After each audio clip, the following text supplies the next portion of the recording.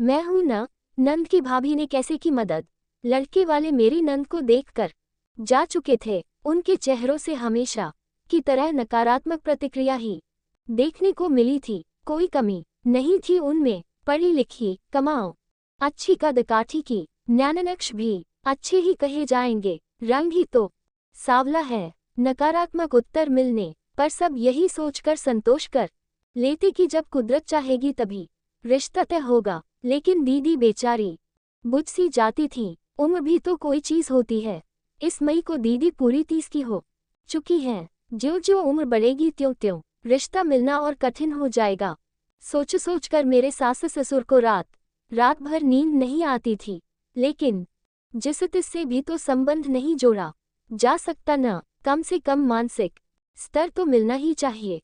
एक सांवले रंग के कारण उसे विवाह करके कुएं में तो नहीं धकेल सकते, सोचकर सास ससुर अपने मन को समझाते रहते। मेरे पति रवि दीदी से साल भर छोटे थे, लेकिन जब दीदी का रिश्ता किसी तरह भी होने में नहीं आ रहा था तो मेरे सास ससुर को बेटे रवि का विवाह करना पड़ा। था भी तो हमारा प्रेम विवाह। मेरे परिवार वाले भी मेरे विवाह को लेकर अपने आप को असुरक्षित महसूस कर रहे थे। उन्होंने भी जोर दिया तो उन्हें मानना पड़ा। आखिर कब तक इंतजार करते। मेरे पति रवि अपनी दीदी को बहुत प्यार करते थे। आखिर क्यों नहीं करते। थी भी तो बहुत अच्छी, पढ़ी लिखी और इतनी ऊंची पोस्ट पर कि घर में सभी उनका बहुत सम्मान करते थे। रवि ने मुझे विवाह के तुरंत बाद ही समझा दिया था उन्हें कभी यह महसूस न होने दूं कि वे इस घर पर बोझ हैं। उनके सम्मान को कभी ठेस नहीं पहुंचनी चाहिए। इसलिए कोई भी निर्णय लेते समय सब से पहले उनसे सलाह ली जाती थी। वे भी हमारा बहुत ख्याल रखती थीं। मैं अपनी माँ की इकलौती बेटी थी, इसलिए उनको पाकर मुझे लगा जैसे मुझे बड़ी बहन मिल गई है। एक बार रवि ऑफिस टूर पर गए थे। रात काफी हो चुकी थी। सास ससुर भी गहरी नींद में सो गए थे, लेकिन दीदी अभी ऑफिस से नहीं लौटी थी। चिंता के कारण मुझे नींद नहीं आ रही थी। तभी कार के हॉर्न की आवाज सुनाई दी। मैंने खिड़की से झांक कर देखा, दीदी कार से उतर रही थी।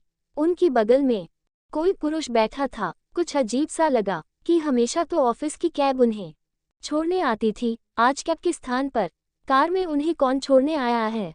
मुझे जागता देखकर उन्होंने पूछा, सोई नहीं अभी तक, आपका इंतजार कर रही थी। आप के घर लौटने से पहले मुझे नींद कैसे आ सकती है, मेरी अच्छी दीदी। मैंने उनके गले में बाहें डालते हुए उनके चेहरे पर खोजी नजर डालते हुए कहा, आपके लिए खाना लगा दूं। नहीं, आज ऑफिस में ही खा लिया था, अब तू जा कर सो। गुड नाइट दीदी, मैंने कहा और सोने चली गई। लेकिन आंखों में नींद कहाँ। दिमाग में विचार आने लगे कि कोई तो बात है। पिछले कुछ दिनों से दीदी कुछ परेशान और खोई खोई सी रहती हैं। ऑफिस की समस्या होती तो वे घर में अवश्य बताती। कुछ तो ऐसा है जो भाई कम और मित्र अधिक है से साझा नहीं करती। और आज इतनी रात को देर से आना, वह भी किसी पुरुष के साथ, जरूर कुछ दाल में काला है।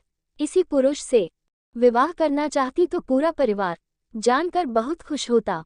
सब उनके सुख के लिए उनकी पसंद के किसी भी पुरुष को स्वीकार करने में तनिक भी देर नहीं लगाएंगे। इतना तो मैं अपने विवाह के बाद जान गई हूँ। लेकिन बात कुछ और ही है जिसे वे बता नहीं रही हैं। लेकिन मैं इसकी तह में जाकर ही रहूंगी। मैंने मन ही मन तय किया और फिर गहरी नींद की गोद में चली गई। सुबह 6 बजे आंख खुली तो देखा दीदी ऑफिस के लिए तैयार हो रही थी। मैंने कहा, क्या बात है दीदी, आज जल्दी। मेरी बात पूरी होने हो पहले से वे बोली, हाँ आज जरूरी मीटिंग है, इसलिए जल्दी जाना है। नाश्ता भी ऑफिस में कर लूंगी, देर हो रही है, बाय। मेरे कुछ बोलने से पहले ही वे तीर की तरह घर से निकल गईं। बाहर जा कर देखा वही गाड़ी थी। इससे पहले कि ड्राइवर को पहचानूं वह फुर से निकल गईं। अब तो मुझे पक्का यकीन हो गया कि अवश्य दीदी किसी गलत पुरुष के चंगुल में फंस गई हैं। हो न हो वह विवाहित है। मुझे कुछ जल्दी करना होगा, लेकिन घर में बिना किसी को बताए, वरना वे अपने को बहुत अपमानित महसूस करेगी। रात को वही व्यक्ति दीदी को छोड़ने आया। आज उसकी शक्ल की थोड़ी सी झलक देखने को मिली थी, क्योंकि मैं पहले से ही घात लगाए बैठी थी। सास ससुर ने जब देर से आने का कारण पूछा तो बिना रुके अपने कमरे की ओर जाते हुए थके स्वर में बोली, ऑफिस में मीटिंग थी, थक गई हूँ, सोने जा रही हूँ। आजकल क्या हो गया है इस लड़की को, बिना खाए सो जाती है। छोड़ दे ऐसी नौकरी, हमें नहीं चाहिए। न खाने का ठिकाना न सोने का। माँ बड़बड़ाने लगी तो मैंने उन्हें शांत कराया कि चिंता न करें, मैं उनका खाना उनके कमरे में पहुंचा दूंगी, वे निश्चिंत होकर सो जाएं। मैं खाना लेकर उनके कमरे में गई तो देखा वे फोन पर किसी से बातें कर रही थीं। मुझे देखते ही फोन काट दिया। मेरे अनुरोध करने पर उन्होंने थोड़ा सा खाया। खाना खाते हुए मैंने पाया कि पहले के विपरीत वे अपनी आंखें चुराते हुए खाने को जैसे निगल रही थीं। कुछ भी पूछना उचित नहीं लगा। उनके बर्तन उनके लाख मना करने पर भी उठाकर लौट आए। 2 दिन बाद रवि लौटने वाले थे। मैं अपनी सास से शॉपिंग का बहाना करके घर से सीधी दीदी के ऑफिस पहुंच गई। मुझे अचानक आया देखकर एक बार तो वे घबरा गई कि ऐसी क्या जरूरत पड़ गई कि मुझे ऑफिस आना पड़ा। मैंने उनके चेहरे के भाव भांपते हुए कहा, अरे दीदी, कोई खास बात नहीं, यहाँ मैं कुछ काम से आई थी, सोचा आपसे मिलती चलूं। आजकल आप घर देर से आती हैं, इसलिए आपसे मिलना ही कहाँ हो पाता है। चलो न दीदी, आज ऑफिस से छुट्टी ले लो, घर चलते हैं। नहीं, बहुत काम है, बॉस छुट्टी नहीं देगा। पूछकर तो देखो, शायद मिल जाए। अच्छा, कोशिश करती हूँ, कह उन्होंने जबरदस्ती मुस्कुराने की कोशिश की। फिर बॉस के कमरे में चली गईं। बॉस के ऑफिस से निकली तो वह भी उनके साथ था। अरे ये तो वही आदमी है जो दीदी को छोड़ने आता है, मेरे मुंह से बेसाख्ता निकला। मैंने चारों ओर नजर डाली। अच्छा हुआ आसपास कोई नहीं था। दीदी को इजाजत मिल गई थी। उनका बॉस उन्हें बाहर तक छोड़ने आया। इसका मुझे कोई औचित्य नहीं लगा। मैंने उनको कुरेने के लिए कहा, वाह दीदी, बड़ी शान है आपकी, आपका बॉस आपको बाहर तक छोड़ने आया। ऑफिस के सभी लोगों को आपसे ईर्ष्या होती होगी। दीदी फीकी सी हंसी हंस दी, कुछ बोली नहीं। सास भी दीदी को जल्दी आया देखकर बहुत खुश हुई। रात को सभी गहरी नींद सो रहे थे कि अचानक दीदी के कमरे से उल्टियां करने की आवाजें आने लगी। मैं उनके कमरे की तरफ लिपकी। वे कुर्सी पर निढाल पड़ी थीं। मैंने उनके माथे पर हाथ फेरते हुए कहा, क्या बात है दीदी, ऐसा तो हमने कुछ खाया नहीं कि आपको नुकसान करे, फिर बदहजमी कैसे हो गई आपको। फिर अचानक मेरा माथा ठकना कि कहीं दीदी। मैंने उनके दोनों कंधे हिलाते हुए कहा, दीदी, कहीं आपका बॉस सच बताओ दीदी, इसीलिए आप इतनी सुस्त। बताओ न दीदी, मुझसे कुछ मत छिपाए, मैं किसी को नहीं बताऊंगी, मेरा विश्वास करो। मेरा प्यार भरा स्पर्श पाकर और सांत्वना भरे शब्द सुनकर वे मुझसे लिपट कर फूट फूट कर रोने लगी और सकारात्मकता में सिर हिलाने लगी। मैं सकते में आ गई कि कहीं ऐसी स्थिति न हो गई हो कि अबॉर्शन भी न करवाया जा सके। मैंने कहा, दीदी आप बिल्कुल न घबराएं, मैं आपकी पूरी मदद करूंगी, बस आप सारी बात मुझे सुना दीजिए। जरूर उसने आपको धोखा दिया है, दीदी ने धीरे धीरे कहना शुरू किया। ये बॉस नए नए ट्रांसफर होकर मेरे ऑफिस में आए थे। आते ही उन्होंने मेरे में रुचि लेनी शुरू कर दी और एक दिन बोले कि उनकी पत्नी की मृत्यु 2 साल पहले ही हुई है। घर उनको खाने को दौड़ता है, अकेलेपन से घबरा गए हैं। क्या मैं उनके जीवन के खालीपन को भरना चाहूंगी।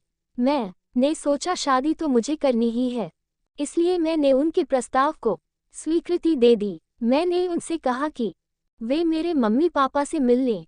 उन्होंने कहा कि ठीक हूँ, वे जल्दी घर आएंगे।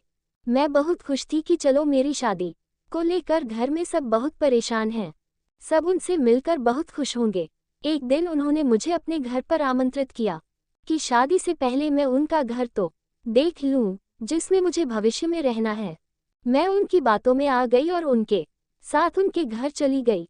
वहां उनके चेहरे से उनका बनावटी मुखौटा उतर गया। उन्होंने मेरे साथ बलात्कार किया और धमकी दी कि यदि मैंने किसी को बताया तो उनके कैमरे में मेरे ऐसे फोटो हैं जिन्हें देखकर मैं किसी को मुंह दिखाने लायक नहीं रहूंगी। होश में आने के बाद जब मैंने पूरे कमरे में नजर दौड़ाई तो मुझे पल भर की भी देर यह समझने में न लगी कि वह शादीशुदा है। उस समय उसकी पत्नी कहीं गई होगी मैं क्या करती, बदनामी के डर से मुंह बंद कर रखा था। मैं लुट गई, अब क्या करूं, कहकर फिर फूट फूट कर रोने लगी।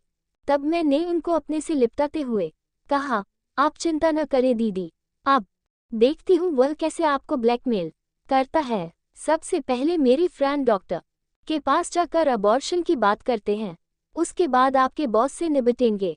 आपकी तो कोई गलती ही नहीं है, आप डर रही थी, इसी का फायदा तो वह उठा रहा था। अब आप निश्चिंत हो कर सो जाए, मैं हूं न, आज मैं आप के कमरे में ही सोती हूँ। और फिर मैं ने मन ही मन सोचा कि अच्छा है, पति बाहर गए हैं और सास ससुर का कमरा दूर होने के कारण आवाज से उनकी नींद नहीं खुली। थोड़ी ही देर में दोनों को गहरी नींद ने आ घेरा। अगले दिन दोनों नंदभा भी किसी फ्रेंड के घर जाने का बहाना करके डॉक्टर के पास जाने के लिए निकली। डॉक्टर चेकअप कर बोली, यदि 1 हफ्ता और निकल जाता तो अबॉर्शन करवाना खतरनाक हो जाता। आप सही समय पर आ गई हैं। मैंने भावातिरेक में अपनी डॉक्टर फ्रेंड को गले से लगा लिया। वे बोली, सरिता तुम्हें पता है ऐसे कई केस रोज मेरे पास आते हैं।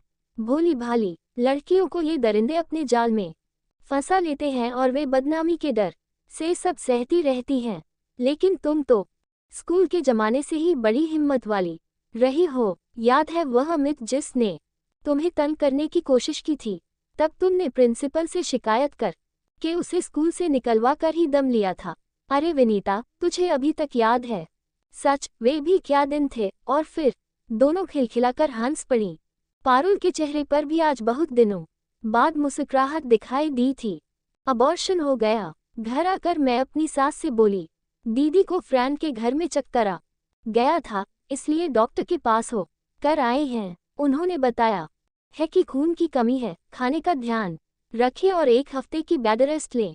चिंता की कोई बात नहीं है। सास ने दुखी मन से कहा, मैं तो कब से कह रही हूँ खाने का ध्यान रखा करो, लेकिन मेरी कोई सुने तब न। 1 हफ्ते में ही दीदी भली चंगी हो गई। उन्होंने मुझे गले लगाते हुए कहा, तुम कितनी अच्छी हो भाभी, मुझे मुसीबत से छुटकारा दिला दिया। तुमने माँ से भी बढ़कर मेरा ध्यान रखा। मुझे तुम पर बहुत गर्व है। ऐसी भाभी सबको मिले। अरे दीदी, पिक्चर अभी बाकी है, अभी तो उस दरिंदे से निपटना है। 1 हफ्ते बाद हम योजनानुसार बॉस की पत्नी से मिलने के लिए गए। उनको उनके पति का सारा कच्चा चिट्ठा बयान किया तो वे हैरान होते हुए बोली, इन्होंने यहाँ भी नाटक शुरू कर दिया। लखनऊ से तो किसी तरह ट्रांसफर करवा कर यहाँ आए हैं कि शायद शहर बदलने से ये कुछ सुधर जाएं, लेकिन कोई कहते हुए वे रुआंसी हो गईं। हम उनकी बात सुनकर अवाक रह गए। सोचने लगे कि इससे पहले न जाने कितनी लड़कियों को उसने बर्बाद किया होगा। उसकी पत्नी ने फिर कहना शुरू किया, अब मैं इन्हें माफ नहीं करूंगी, सजा दिलवा कर ही रहूंगी। चलो पुलिस स्टेशन चलते हैं, इनको इनके किए की सजा मिलनी ही चाहिए। मैंने कहा, आप जैसी पत्नियां हों तो अपराध को बढ़ावा मिले ही नहीं। हमें आप पर गर्व है। और फिर हम दोनों नंदभा भी उसकी पत्नी के साथ पुलिस को लेकर बॉस के पास उनके ऑफिस पहुंच गए। पुलिस को और हम सबको देखकर वह हक्का-बक्का रह गया। ऑफिस के सहकर्मी भी सकते में आ गए। उनमें से एक लड़की भी आकर हमारे साथ खड़ी हो गई। उसने भी कहा कि उन्होंने उसके साथ भी दुर्व्यवहार किया है। पुलिस ने उन्हें अरेस्ट कर लिया। दीदी भावातिरेक में मेरे गले लगकर सिसकने लगी। उनके आंसुओं ने सब कुछ कह डाला। घर आकर मैंने सास ससुर को कुछ नहीं बताया। पति से भी अबॉर्शन वाली बात तो छिपा ली, मगर यह बता दिया कि वह दीदी को बहुत परेशान करता था। सुनते ही उन्होंने मेरा माथा चूम लिया और बोले, वाह, मुझे तुम पर गर्व है। तुमने मेरी बहन को किसी के चंगुल में फंसने से बचा लिया। बीवी हो तो ऐसे। उनकी बात सुनकर हम नंदभा भी दोनों एक दूसरे को देख मुस्कुरा दी।